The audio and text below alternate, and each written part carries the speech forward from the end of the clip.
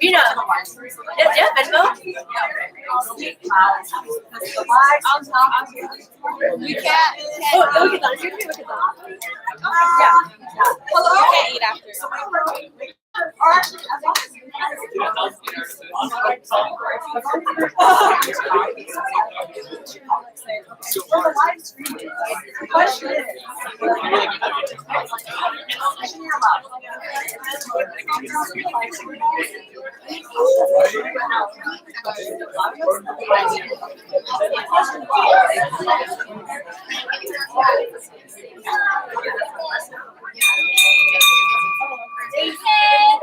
So, well, basically, the answering any question anyone has in regards to how we're feeling about our position, what our position does, just anything you guys want to know or are curious about. So, if anyone has a question, you guys can just raise your hand and ask. Is there questions in the back anywhere?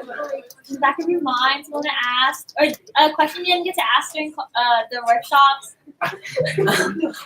Alex, you were like raising your hand. Oh, it's just like in a joke and asked like where you guys got the ties, but it was the joke.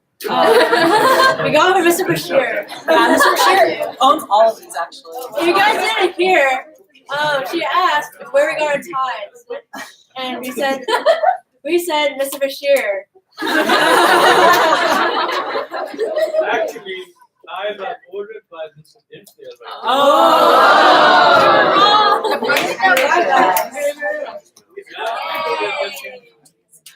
Does anyone have like any general questions about like our positions or our experiences? Kevin? What? Kevin. What is your question? What's your question, Kevin? Okay. Matt, how difficult is your job? Angela? Yes. How did you guys feel when you ran? Do you have any? Do you want to direct it at anyone specifically, or Like Lieutenant Governor's appointed. anyone specifically? I mean, I'll go. The question was, how did you feel when? Can you repeat it actually? When you ran. When you ran, how did you feel when you ran? Was the question. So when I ran my first time, at least, I was such a nervous wreck, only because I didn't really know what to expect. But no one could really prepare for what you like go through at conclave or decon. But honestly, for the most part, I really wanted position, so I just kept my cool and just went through the whole process. And even though it seems like really like just time consuming and nerve wracking, like anyone could do it. Like if you want it enough, you like it won't be that much of an obstacle. My biggest advice when it comes to running is to keep going. So you don't want to get thrown off by anything that goes wrong. So let's say you fumbled on your speech, you didn't get to finish your speech. Okay, well, speech time is over. So start directing your attention to the questions and how you're going to answer them and preparing yourself for that. Don't dwell too much on the negatives. Keep going because it moves fast. Elections are really quick. Yeah, like don't think you're the only one that's nervous. Everyone's nervous, even the district board members. We don't know how it's gonna go, you know. So like you're not alone in this. Like no one's alone. So and we're always happy to answer any questions. Going off of that, I would say the most important thing is like even if you feel like a mess or like you don't know what's going on, keep your like an outwardly appearance of confidence. Like people will be looking at you at all times, and if you show that you're unsure of the position, even if you're like going back and forth within yourself, you want to show that you are ready to tackle this position. And I think you guys are ready. Yeah. Ready to attack. I'll attack. Ready to serve. Serve. Let's remember, anyone can serve. Yes.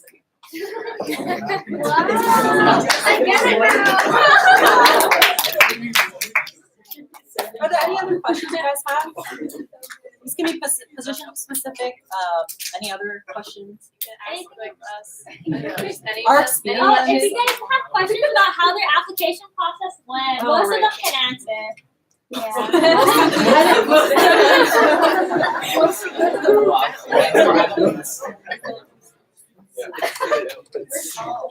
Any questions when it comes to like appointing board and what's going on? Yeah, yes. Mr. I was not at the lieutenant governor, radar station yet. Was information given out as to how students can apply to be lieutenant governor and what the deadlines are? Yeah, so in terms of deadlines, and this goes for district office as well. Lieutenant governors and district office will be going over this additionally in the closing remarks.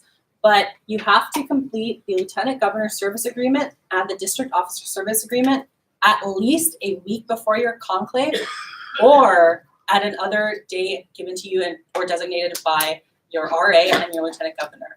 And these forms, What's an RA? what's an RA? An RA is your regional advisor. Yes. And these forms, you can access them. Wednesday, I will be releasing what's called the Candidates Care Package. So that'll have all the presentations that we went over today, as well as a basic elections guide. So it'll go over the things for decon, like this is the way decon goes. Like these are the times and like this is how you, this is the speaking, how much time you have to give your speech, as well as this how much time you have for questioning period. So very important for especially executive officers to review that. And then in that as well will be included the Lieutenant Governor Service Agreement and your District Officer Service Agreement. Jenna, for decon chair, I know like your job is to like more focus on training, right? But other than that, what other responsibilities do you have? So in general, I also have responsibilities as a district board officer. So I'm required to be on other district committees. So this year I was on special projects committee. So that means that I helped Cameron and the other special project committee members plan fall rally. And in general, my position is just decon, but there's just like little things along the way where I have to do as a district board officer. So your so more of your responsibilities is like second semester? I mean, so from May until about November, December, it's pretty manageable. It's pretty short and easy because it's usually fall rally season, so it's pretty easy going. But right after fall rally season, and usually probably about mid-December, it starts speeding up, and like January is when it's like full force for decon. Okay. So just to add on to, even though it's Jenna's question, sometimes depending on the governor and what he or she wants to see at May board and summer board, the district convention chair also has to prepare materials. So like this year I asked Jenna to prepare the district convention themes and So like at May board so our district board meeting in May, I had to prepare a presentation and I had a list of themes and they were briefly planned out and summarized. And so at May board, we actually did decide on which decon theme we wanted, and that ended up being the superhero theme. yeah, and then I think that summer board training, we also filmed the district convention promo. So then it's like, yeah, it just depends. Thank you. Any other questions that are related like that, but specific to any positions that you guys wanted to hear about? Anything at all? Anything? This isn't really like related to a specific position, but like if you're like a board elect for like LTG, sorry, like elect, and then you like are hosting a workshop at decon, is there gonna be like conflict? Like, are you gonna be busy, or? So just to rephrase your question, if you're a board elect or lieutenant governor, Just restate it. oh, No, keep going. okay. Restate it for the live stream and then general. Okay. So just to restate your question again, if you're a board member elect or lieutenant governor elect, and you have and you are hosting a workshop, will you have any confliction? So if you are a delegate or if you are elected, if you are an elect, please let me know as soon as possible because I already have the workshops scheduled out, and if there are conflicts, there may be a chance you will not lead it, but it is unlikely not. But I will do my best to make sure you lead the workshop that you want. Decon chair. So how many subcommittees does the decon? So there's a decon general committee, and each appointed board officer has a district committee, and I have a decon general committee, and I have 7 subcommittees. So I have the Sergeant at Arms Committee, and that is headed by Ryan Sachow. I have the Physical Arrangements Committee, and that is headed by Nina Choi and Jeanette Dela Cruz. I have the Agenda and Script Committee, which is we pretty much write the decon script. So like during general session when we read off of the thing, that's what that committee is for, and that's headed by Matt and Jamie. And then I also have the Convention Program Committee, and that's a newly added committee, and that is Jamie Wu and Pauline Dang. I also have the Workshops. Oh, the workshop committee. Yes, that is headed by me and Tina, and that pretty much is anything workshops. And there's also policy, elections, and bylaws, and that is headed by Cameron Bernal. And that committee kind of just goes over anything involved with the elections and bylaws. Physical arrangements as well. Alright, so Oh, sorry. So, a very important point that was brought up to me is a lot of you guys might not know what we're referencing when we say May board or like summer board, winter board. So, as a district board officer, everyone here is required to attend board trainings. And so we have a one in May, one around July, August, yeah, for summer board, and one in, we just had it, January for winter board. And what we do at these board trainings is basically we meet together and we plan for like the rest of the term. We obviously go over what we've been working on, but we also go over what we still have left to do in the term. So for example, one of the things we were doing at winter board related to Jenna's job, we were talking about the decon t-shirt contest. So things like that is what we go over, talking about dues and making reports like that. That's what we do at our board trainings. You'll also be giving like updates along the way of what you've been doing. So I know LTGs, they say how their division has been doing. All of exec has to give an update at the board, basically saying what they've done since the last board. So Is training the only thing you do as a board meeting? So the question was, is training the only thing we do at board meetings? And to answer, no, training is not the only thing we do at board meetings. We also have a lot of free time not a lot of free time. We have time to spend with each other. Sometimes, yes. Yeah, sometimes. More training than fun, but we still get to enjoy small moments with each other. We're all best friends. Yes, so during board meetings, we discuss everything that needs to be Approved and approved and finalized. finalized by our entire board.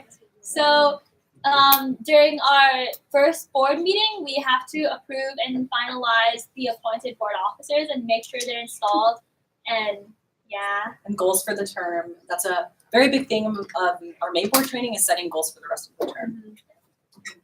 If you have any questions about like club positions too, Yeah. like we've We've all, I'm pretty sure oh, yeah, like almost all all of us have been on the club board as well. And also too, if you guys don't have any specific questions at this point in time, then that's okay. You guys can also let us know personally. I know some people might not want to ask questions in front of everyone. So if you guys want to contact us personally, you can, or just after the event as well, that's okay. Let's see if there are any questions on the live stream. None. anyone Not yet. For Jamie, how do you create the awards manual? Like, So to restate the question, she asked, how do you create the awards manual? Okay, so I already have experience with Adobe Illustrator, which was kind of like I got lucky with that. If you're not experienced in Illustrator, that's okay. That's why we have Pauline here. But as for the guidelines and rubrics, that's pretty much up to you. So this year, actually, we took out like 10 awards, and as awards chair, you're allowed to remove or add awards. And obviously, if you add new awards, that means new guidelines and like rubrics, and so you really have a bunch of control over this. So just to add on though, during our board meetings, we also go over budgets we have set aside for the entire year and for district convention. So at district convention, we have a certain amount of money allotted for awards. So it's important that that the awards chair also follows the budget we have. Do you actually make the decision about adding and deleting awards, or do you make recommendations to the board? Oh, so to restate the question, the question was, does Jamie, the awards and recognition chair, actually get to make the decision about removing or adding awards, or does she make a recommendation? So I initially make, I can have suggestions, but I don't have ultimate control. We have to vote on my recommendations at our board meetings. So it's a group effort. After the discussion. Yeah. So, just to give you guys a brief run through on how board meetings work. So, Friday afternoon, evening, everybody comes, and we usually get food together, and then we start off right away after we eat and get settled. So we start with introductions and etc. Maybe like a quick fun game to get to know each other and get comfortable with each other. And then on Saturday, that's like our entire working day. That's all we do from like 8:30 to 11:55 p.m. because that's our curfew. So like maybe there will be some lunch breaks and 5-minute breaks just to take a breather because it can be really draining sometimes. But yeah, and then on Sunday from like 8:30 to 12 p.m. we have our official board meeting, and that's when like we go through Robert's Rule of Orders and etc. So, did you want us to add something? Oh, okay. So, are there, before we move on to our last part of CTC, are there any further questions that you guys wanted answered right now? And that's okay right now. I'm going to talk about the logistics side of things. I kind of discussed this previously, but one of the most important things is that you get that lieutenant governor service agreement or that district officer service agreement if you're running for district board. You need to get that into your lieutenant governor and regional advisor a week before your conclave. Talk to your lieutenant governors if you don't know your conclave date yet, and make sure that you know and you have enough time to prepare for that. In addition, I actually believe that most of the workshops went through this, so you guys should know what things like your speech time is and your questioning period is. So most of the workshops did cover that. Does anyone have any questions regarding that, actually, that we didn't cover? Where do they find the service? So to restate the question, where do you find the service agreement? You can find the lieutenant governor's and district officer service agreements in two places. The first place is actually the candidates care package, and that's what I was talking about earlier. That'll be released this Wednesday. It's a Google Drive of everything you need to run for office. The second place is on our official website, keywins.org. It will be under the resources page.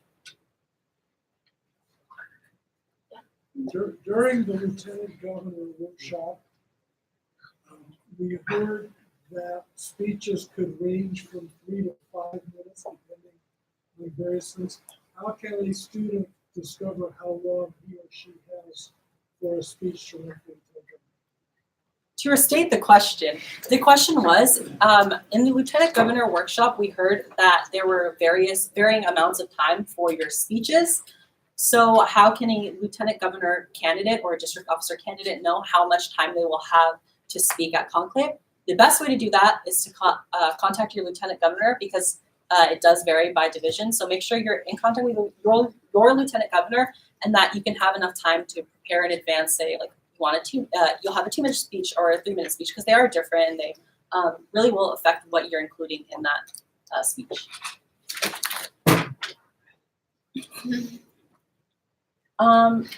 So there's no further questions regarding that. Then I will invite our district governor, Nina Nguyen, to make a couple of closing remarks. Okay, so hi guys. Thank you so much again for coming. It really means a lot to everyone standing that you guys came out, because we put a lot of effort into planning this weekend, especially Cameron. So give a round of applause.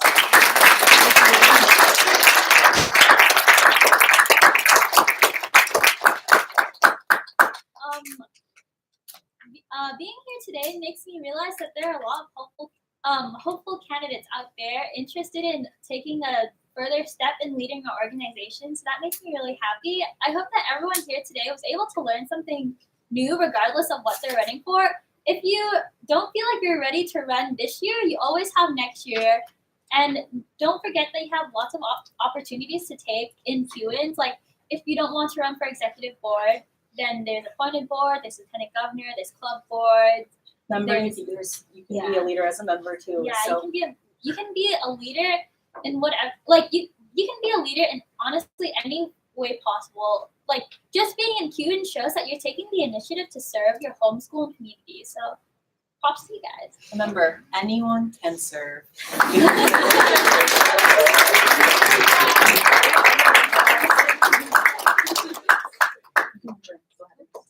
It's 3:52. 102. Okay, so I now adjourn CNHQ and Candidates Training Conference at 3:52 p.m. Thank you.